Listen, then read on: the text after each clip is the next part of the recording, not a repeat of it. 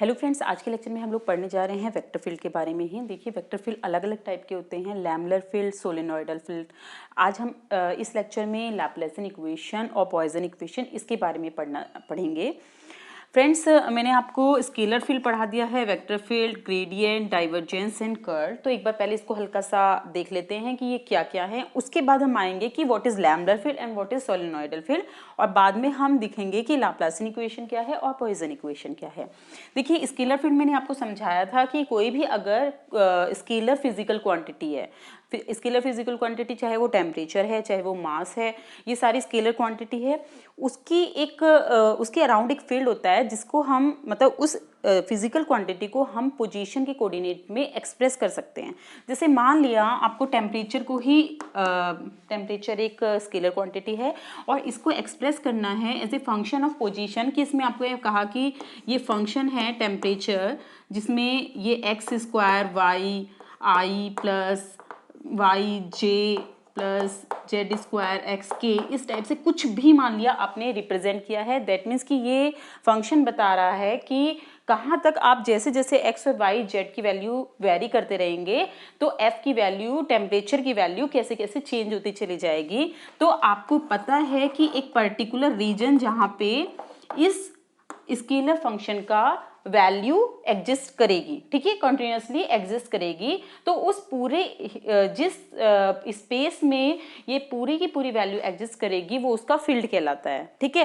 तो ये आपका अगर स्केलर क्वांटिटी है तो स्केलर फील्ड है। अगर आपने कोई वेक्टर क्वांटिटी ली है, जैसे वेक्टर क्वांटिटी में आप इलेक्ट्रिक फील्ड ले रहे हो, उसको एक्सप्रेस कर रहे हो पोजीशन के कोऑर्डिनेट्स में, तब ये वेक्टर फील्ड बन जाता है। तो स्केलर फील्ड और वेक्टर फील्ड का कॉन्सेप्ट आपको क्लियर है। और मैंने आपको ये भी बताया था कि जो स्केलर फील्ड है उसकी मेजरमेंट में आप लेवल सरफेसेस बनाते हो, ठीक है, ऐसे सरफेसेस बनाते हो, इनको इक्वी पोटेंशियल सरफेसेस भी बोलते हैं इन केस ऑफ पोटेंशियल, ठीक है। पोटेंशियल आपकी स्केलर क्वांटिटी है, तो आपने इक्वी पोटेंशियल सरफेसेस ड्रॉ किया है, यानी स्केलर फील्ड को आप जब ड्रॉ करते हैं तो लेवल सरफेस से ड्रॉ करते हैं, और अगर आपको वेक्टर फील्ड ड्रॉ करना होता है तो आप लाइंस से ड्रॉ करते हो, ठीक है। ये चीज मैं आपको बता चुकी हूँ। तो आपको स्केलर फील्ड और वेक्टर फील्ड अच्छे से क्लियर है। इसके बाद ग्रेडियंट मैंने आपको समझाया था। देखिए, ग्रेडियंट का एक्चुअली मीनिंग क्या होता है कि ये स्लोप को बताता है। स्लोप कितना है, मान लिया ये है, ये स्लोप को बता रहा है। आप ऊपर की तरफ चढ़ रहे हो तो क्या स्लोप है, नीचे की तरफ आ रहे हो तो क्या स्लोप है, इस चीज को बता रहा है। तो rate of change of any value, तो अगर किसी स्केलर फील्ड का ग्रेडियंट निकालते हैं, देखिए ग्रेडियंट हमेशा स्केलर फील्ड का ही निकाला जाता है।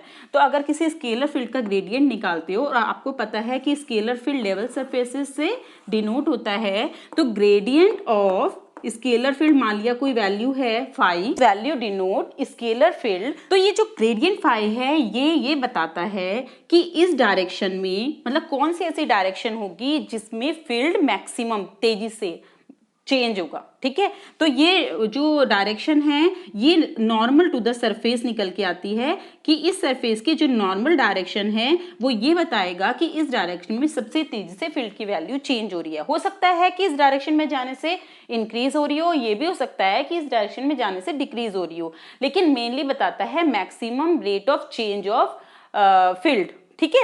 Rate of change of field बता दिया। और ये एक वेक्टर क्वांटिटी आती है क्योंकि देखो इसमें डायरेक्शन भी है, और gradient of phi is equal to vector quantity होती है। किसी स्केलर फील्ड का अगर आप ग्रेडियंट लेते हो तो ये एक वेक्टर क्वांटिटी निकल के आती है। तो ये चीज आपको क्लियर हो गई कि ग्रेडियंट क्या बताता है। अब इसके बाद हम बताते हैं डाइवर्जेंस। डाइवर्जेंस एक्चुअली में होता क्या है। देखिए, अगर कोई आपका वेक्टर फील्ड है, उस वेक्टर फील्ड में ये जो लाइंस है, लाइंस ही तो रिप्रेजेंट करते हैं, तो इसमें लाइंस या तो बाहर की तरफ हैं या अंदर की तरफ हैं, किसी पॉइंट की तरफ। तो इस तरह से अगर कोई फील्ड होता है तो ये डाइवर्जेंस को बताता है, ओके।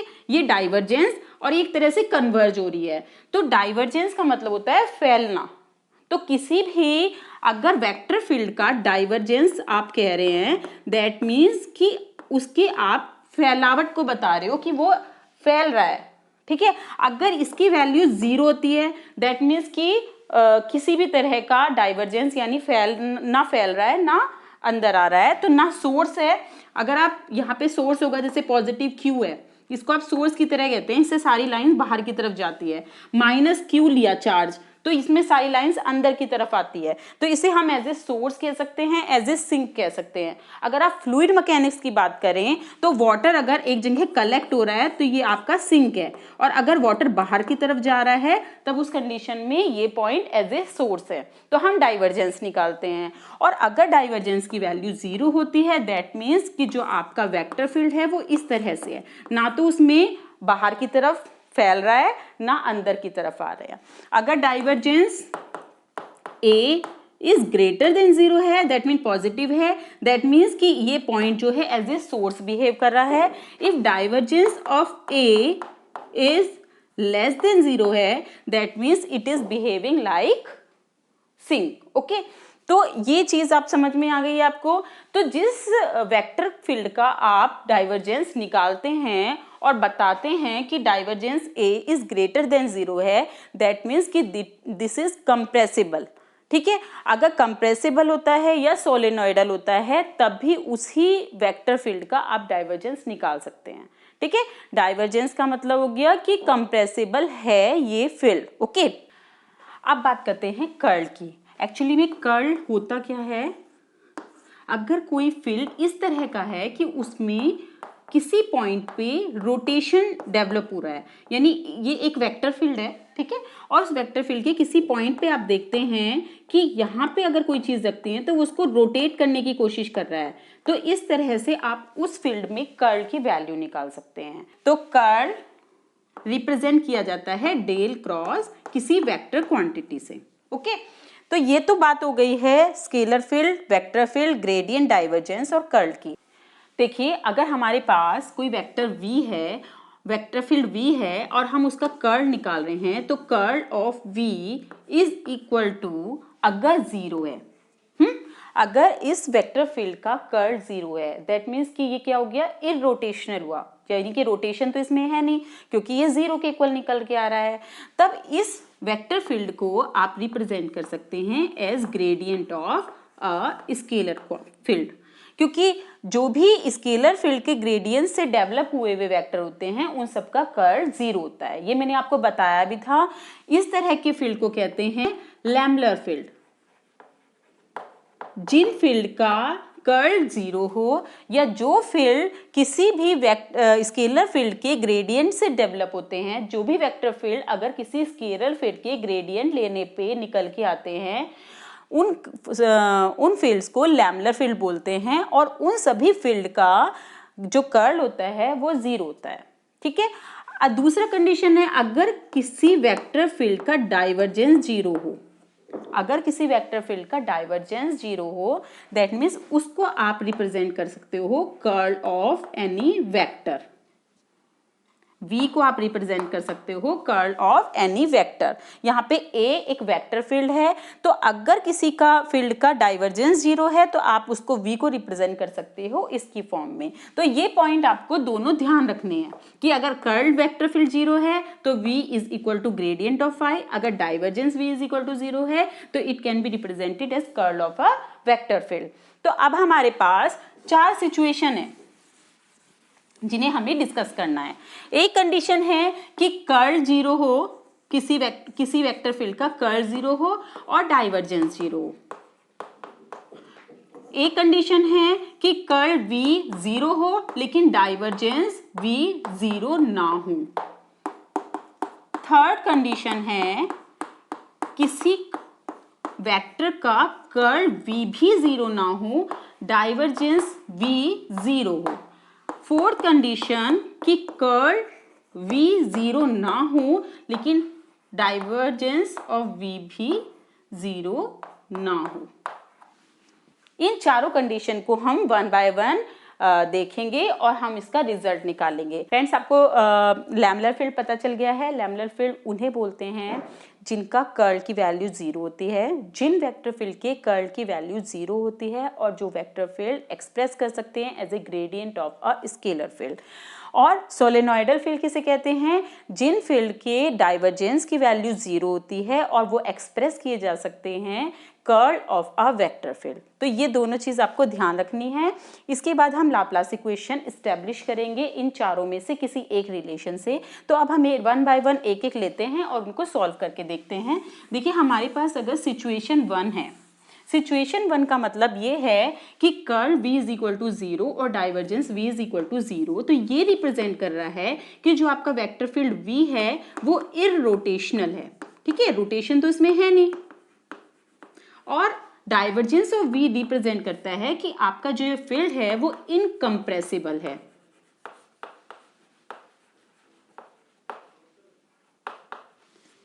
ठीक है, इनकम्प्रेसिबल है क्योंकि डाइवर्जेंस v की वैल्यू 0 है। तो देखिए फ्रेंड्स, अगर हम इस वाली कंडीशन से देखें तो curl of v is equal to 0 means कि v आप लिख सकते हैं gradient of phi, gradient of a scalar quantity. v is equal to gradient of phi. अभी मैंने आपको बताया था कि जब कर्ल 0 होता है तो v को ऐसे रिप्रेजेंट कर सकते हैं। और अब देखिए यहाँ पे हम v की वैल्यू रखेंगे तो divergence of v from this equation this can be represented. अब हम इस इक्वेशन में रखें divergence of v is equal to divergence of gradient of phi. Divergence का मतलब del operator into dot product किया डेल ऑफ फाई, और इसे लिख सकते हैं डेल स्क्वायर फाई। डाइवर्जेंस और v 0 के इक्वल है, दैट मीन्स कि ये इक्वल टू 0 हो जाएगा, दिस इज इक्वल टू 0। और हमारे पास इक्वेशन क्या जाएगी, del square phi is equal to 0, और ये होता है लैप्लेस इक्वेशन। फ्रेंड्स, ये इक्वेशन रिप्रेजेंट करती है कि अगर कोई फील्ड इररोटेशनल है और इनकम्प्रेसिबल है तब उस फील्ड में आप फाई की वैल्यू यानी कि स्केलर पोटेंशियल की वैल्यू को फाइंड आउट कर सकते हैं बाय लाप्लास इक्वेशन। ओके, तो यहाँ पे आपको समझ में आ गई है लाप्लास इक्वेशन क्या है। इसके बाद हम सेकेंड इक्वेशन पढ़ते हैं। देखिए सेकेंड इक्वेशन क्या है कि सेकेंड कंडीशन थी कि कर्ल ऑफ v तो 0 है लेकिन डाइवर्जेंस ऑफ v जब 0 नहीं है, दैट मीन्स कि आपका जो फील्ड है वो इररोटेशनल है लेकिन कंप्रेसिबल है।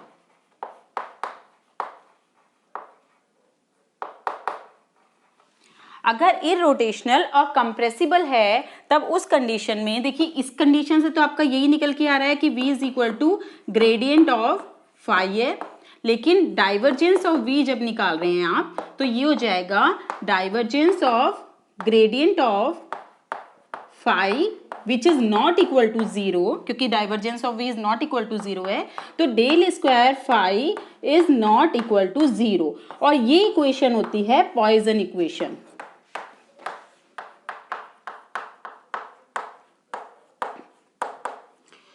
देखिए फ्रेंड्स, जो पॉइसन इक्वेशन है,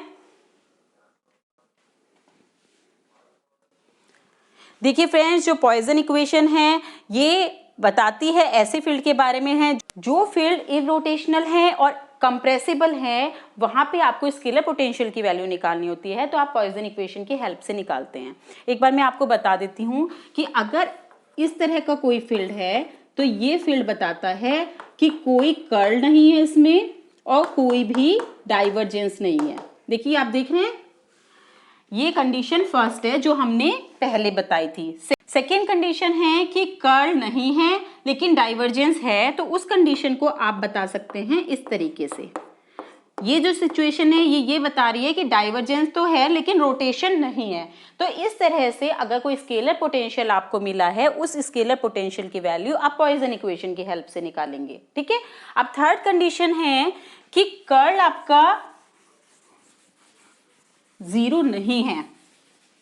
देखिए कर्ल 0 नहीं है लेकिन डाइवर्जेंस 0 है, दैट मीन्स कि ये रोटेशनल है फील्ड लेकिन इनकम्प्रेसिबल है।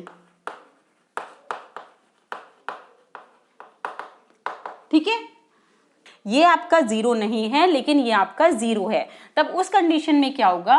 देखिए अगर आपने divergence of v is equal to 0 लिखा है, इसका मतलब इसको आप रिप्रेजेंट कर सकते हो इस इक्वेशन से curl of vector a, v is equal to curl of vector a। ठीक है, यानी v को आप रिप्रेजेंट कर सकते हो curl of vector a। Okay, तो अभी हमने क्या किया, इसका यहां से तो ये निकाली वैल्यू, इसका कर्ल लिया, curl of v is equal to हो जाएगा curl of curl vector a, that means del cross a। और फ्रेंड्स इसको लिखा जाता है gradient of divergence of a minus del square a। इसको रिप्रेजेंट किया जाता है ऐसे, और इसका एक अलग से डेरिवेशन है। अभी हम इसको ड्राइव करके नहीं दिखा रहे हैं, आपको प्रॉब्लम होगी तो आप कमेंट बॉक्स में लिख देना, मैं इसका अलग से एक लेक्चर बना दूंगी। तो इसको आप लिख सकते हो curl of a is equal to, express किया जा सकता है gradient of divergence of a minus del square a। इसमें आपको पता है कि डाइवर्जेंस ऑफ a की वैल्यू 0 है इस कंडीशन में, तो दैट मीन्स ये वाली टर्म तो 0 हो जाएगी, आपके पास बचेगा माइनस का डेल स्क्वायर a। ठीक है, और आपको पता है curl of a is not equal to 0 है, दैट मीन्स कि माइनस का del square a is not equal to 0। आपके पास इक्वेशन क्या आ गई इस कंडीशन से, del square a is not equal to 0। तो यानी कि अगर आपके पास कोई ऐसा फील्ड है जो रोटेशनल है और जो इनकम्प्रेसिबल है, उस फील्ड में वेक्टर फील्ड की वैल्यू आप निकाल सकते हो इस इक्वेशन की हेल्प से। ठीक है, इस इक्वेशन का कोई ऐसे नाम नहीं है, जैसे आपने लाप्लास इक्वेशन नाम दिया था, उसी की जनरल फॉर्म थी पॉइसन इक्वेशन। लाप्लास इक्वेशन में आपका कंडीशन थी कि कोई भी फील्ड इररोटेशनल इनकम्प्रेसिबल है। अगर आपका फील्ड इररोटेशनल और कंप्रेसिबल है तो आपने यहाँ से किया था, और अगर आपका फील्ड रोटेशनल है और इनकम्प्रेसिबल है तब आप इस इक्वेशन की हेल्प से वेक्टर फील्ड की वैल्यू निकालते हो। उसमें आप स्केलर फील्ड निकाल रहे हो, ये आपका वेक्टर फील्ड निकल के आता है। अब आपकी फोर्थ कंडीशन है,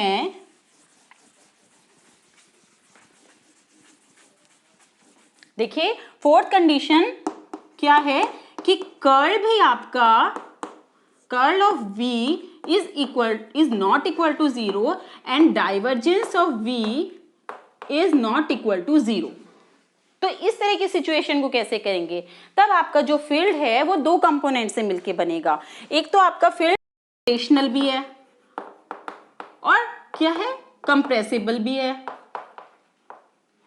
तो ये सिचुएशन बता रही है दो, इस कंडीशन से हमें ये पता चलता है कि हमारा जो फील्ड है वो दो पार्ट से मिलके बना हुआ है। पहली कंडीशन बता रही है कि ये जो फील्ड है इसमें रोटेशन है, ठीक, क्योंकि curl of v is not equal to 0 है, दैट मीन्स कि इसमें रोटेशन है, दैट मीन्स कि it is a non lamellar field which has no divergence. Okay, और सेकेंड कंडीशन बता रही है कि आपका जो फील्ड है वो कंप्रेसिबल है और हैविंग नो रोटेशन। तो आप इसमें दो चीजों को मिला के ये फील्ड बना सकते हैं। v को आप एक्सप्रेस कर सकते हैं इसके अकॉर्डिंग ग्रेडियंट ऑफ फाई और इसके according curl of vector a। ठीक है फ्रेंड्स, अब हम क्या करेंगे, इन दोनों को ऑपरेट करेंगे इसके ऊपर एक one by one. First condition में आपने कर्ल को ऑपरेट किया, curl of v is equal to, ये बन जाएगा curl of gradient of phi plus curl of vector a। तो इसे जब खोलेंगे तो आप ये देखेंगे कि curl of a gradient of phi is equal to 0 होगा। देखिए किसी भी लैम्बडर फील्ड का कर्ल जो होता है वो तो 0 के इक्वल होता है, तो ये वैल्यू तो 0 हो जाएगी। और कर्ल ऑफ a में आपके पास बचेगा कि gradient of divergence of a minus del square a। अभी थोड़ी देर पहले भी मैंने आपको बताया था कि curl of a is equal to this होता है। अब आपको पता है अगर ये कंडीशन ले रहे हैं, इस कंडीशन में अगर कर्ल 0 नहीं है दैट मीन्स डाइवर्जेंस 0 होगा, दैट मीन्स कि आपको मिलेगा डेल स्क्वायर a, और इससे आपका ये इज नॉट इक्वल टू 0, क्योंकि curl of v is not equal to 0। तो आपने फर्स्ट पार्ट अगर निकाला है तब उस कंडीशन में ये निकलेगा, क्योंकि अगर आप ये कंडीशन लेके चल रहे हैं दैट मीन्स कि डाइवर्जेंस a की वैल्यू 0 हो जाएगी। तब आपके पास इक्वेशन हो जाएगी del square a is not equal to 0, और यहाँ से आप की वैल्यू निकाल लेंगे। अब सेकंड पार्ट अगर लेना है आपको,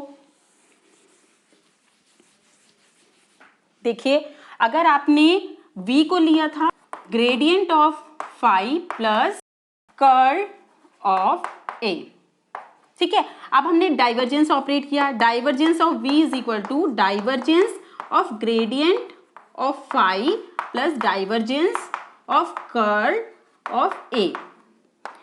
divergence of gradient of phi तो जीरो नहीं होगा, डाइवर्जेंस ऑफ कर्ल, किसी भी कर्ल का जो डाइवर्जेंस है वो तो जीरो हो जाएगा, तो इसका मतलब ये वाली वैल्यू तो जीरो हो जाएगी और ये आपकी डेल डॉट डेल फाई बन जाएगी और ये del square phi which is not equal to zero according to this condition.